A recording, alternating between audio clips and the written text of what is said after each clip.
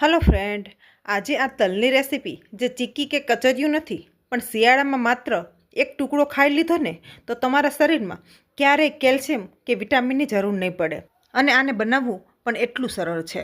જેને કચરિયું કે તલની ચીક્કી ના ભાવતી હોય એના માટે આ બેસ્ટ ઉપાય છે અને હેલ્ધી પણ છે. તો હવે એક જાડા તળિયાવાળા વાસણમાં આપણે તલને શેકી લેવાના છે. અત્યારે તલ મેં વ્હાઈટ લીધા છે, તમે કાળા તલની પણ બનાવી શકો છો. હવે મીડિયમ ગેસે આપણે તલને હલાવતા રહેવાનું છે. તલને શેકવાથી તલની થોડીક કચાશ પણ દૂર થશે અને આ મીઠાઈની શેલ્ફ લાઈફ પણ વધી જશે અને સ્વાદમાં પણ સારી એવી લાગે છે. જેથી થોડા એવા આપણે તલને શેકી લેવાના છે. તો બસ આ રીતે ચટકવા માંડે ત્યાં સુધી આપણે તલને શેકવાના છે. તો બસ હવે નીચે ઉતારી એક થાળીમાં આપણે ઠંડા કરવા રાખી દેવાના છે. તો તલ હવે આ રીતે શેકાઈ ગયા છે. તો બસ હવે એ જ વાસણમાં આપણે કાજુ બદામને પણ થોડા શેકી લેવાના છે, જેથી એ પણ સારી રીતે શેકાઈ જાય.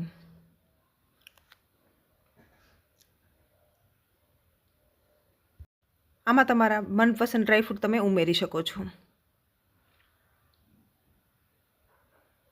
તો બસ હવે આને પણ આપણે નીચે ઉતારી લેશું. બસ આટલા જ આપણે શેકવાના છે. તો હવે તલ ઠંડા કર્યા હતા એમાં જ આપણે ડાયરેક્ટ એડ કરી દેવાના છે.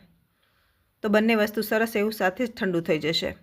એક વાટકો મેં ખજૂર લીધો છે. ખજૂરને આપણે આ રીતે ઠળિયા કાઢી લેવાના છે.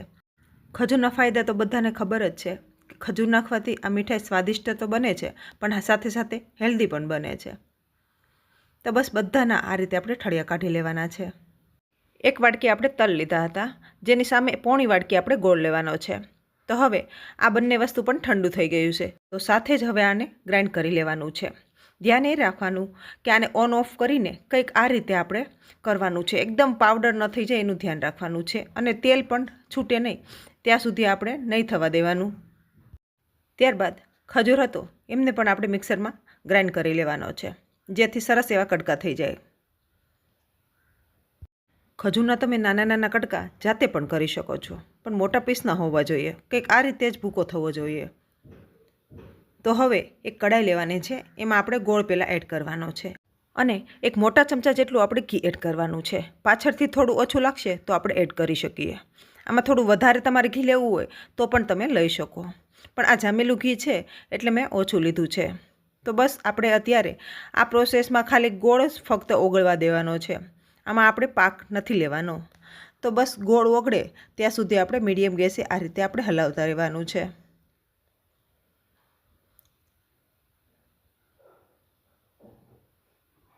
જો આમાં વધારે ગોળ પાક આવી જશે તો તમારી મીઠાઈ છે એકદમ કડક બને છે. તો બસ ગોળ ઓગળી ગયો તો આપણો ખજૂર હતો એમને આપણે એડ કરી દેવાનો છે.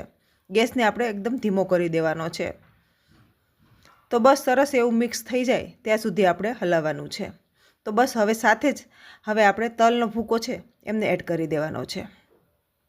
ઘી પણ સરસ એવું છૂટું પડી ગયું છે. તો હવે ડ્રાયફ્રૂટ અને તલનો ભૂકો આપણે એડ કરી દેવાનો છે. સાથે જ આપણે અડધી વાટકી જેટલું કોપરાનું છીણ એડ કરવાનું છે. આનાથી સરસ એવો સ્વાદ આવે છે. જો ઘરમાં હોય તો એડ કરવું, બાકી સ્કીપ કરી દેવાનું. ત્યારબાદ સરખું મિક્સ કરી હવે આપણે એને નીચે ઉતારી લેવાનું છે. તો અત્યારે આ સમયે મને ઘી થોડું ઓછું લાગે છે, તો અડધી ચમચી જેટલું પાછળથી મેં ઘી એડ કર્યું છે. તો બસ હવે આપણે મિક્સ કરી નીચે ઉતારી લેવાનું છે. એક પ્લેટમાં ઘીવાળી કોઈ પણ પ્લેટ હોય એમાં આપણે એડ કરી દેવાનું છે.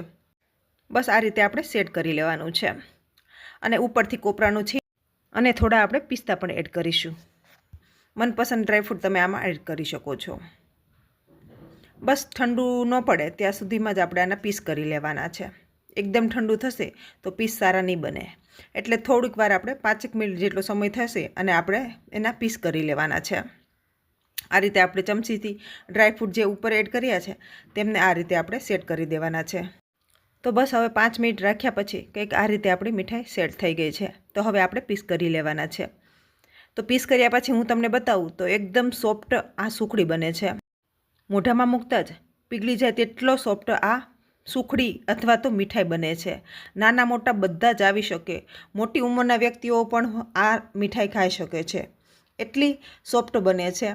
તો તો તમે પણ આ રીતે બનાવો અને મને કોમેન્ટ સેક્શનમાં બતાવો કે તમને આજની રેસીપી કેવી લાગી. રેસીપી સારી લાગી હોય તો વિડીયોને લાઇક, શેર અને સબસ્ક્રાઈબ કરી દો, જેથી દરેક વિડીયોની નોટિફિકેશન તમને મળતી રહેશે. Thank you so much for your watching.